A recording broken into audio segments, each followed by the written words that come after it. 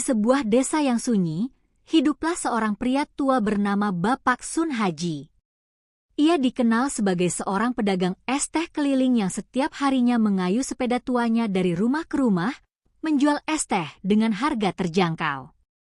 Meski hidup dalam keterbatasan, Bapak Sun Haji selalu menjaga kebaikan hati dan kesederhanaannya. Pada suatu hari, saat Bapak Sun Haji sedang berkeliling menjual es teh, ia melewati sebuah masjid besar di desanya. Di masjid itu sedang berlangsung pengajian yang dihadiri oleh banyak orang, termasuk para ulama yang dihormati. Bapak Sun Haji, yang merasa haus setelah seharian bekerja, memutuskan untuk singgah sejenak dan menawarkan es teh kepada para jamaah yang sedang mengikuti pengajian.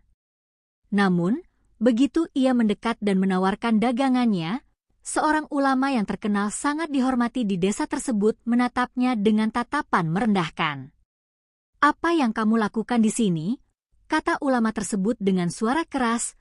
Sun Haji menjawab, "Dagang es teh Pak Kiai." Lalu ulama itu bertanya, "Apakah es teh MU sudah laku?" Dengan wajah lesu Sun Haji menggelengkan kepala, dan ulama tersebut dengan suara kerasnya menjawab, "Ya sana jual di glodok." Sehingga membuat orang di sekitar ulama itu tertawa terbahak-bahak. Bapak Sun Haji merasa sangat terluka dengan hinaan itu, namun ia hanya diam dan menundukkan kepala. Ia tahu bahwa menghormati ulama dan tempat pengajian adalah kewajiban, meskipun hatinya sangat perih. Dia kemudian mengundurkan diri dengan langkah gontai, membawa sepeda tuanya dan melanjutkan perjalanannya menjual es teh. Namun, apa yang tidak diketahui oleh ulama tersebut adalah bahwa Bapak Sun Haji bukan hanya seorang pedagang es teh biasa. Ia adalah seorang pria yang penuh kasih sayang, yang sangat peduli dengan orang-orang di sekitarnya. Meski hidupnya sederhana, ia selalu membantu siapapun yang membutuhkan, bahkan jika itu hanya dengan memberi sedikit es teh untuk anak-anak miskin yang tidak mampu membeli.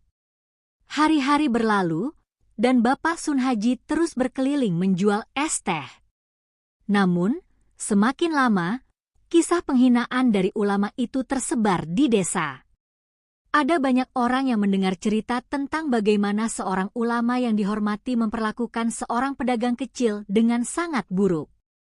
Banyak yang merasa iba dengan nasib Bapak Sun Haji, dan perlahan mereka mulai mendekatinya untuk memberikan bantuan.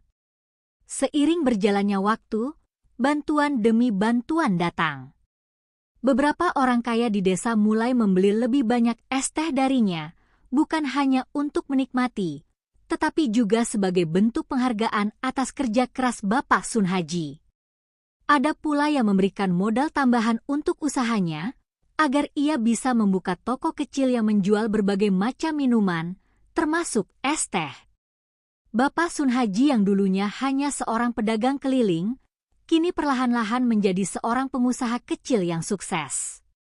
Toko minumannya berkembang pesat, dan ia mampu membantu banyak orang, terutama anak-anak yatim dan fakir miskin, dengan memberi mereka tempat untuk bekerja atau sekadar memberikan makanan dan minuman yang mereka butuhkan.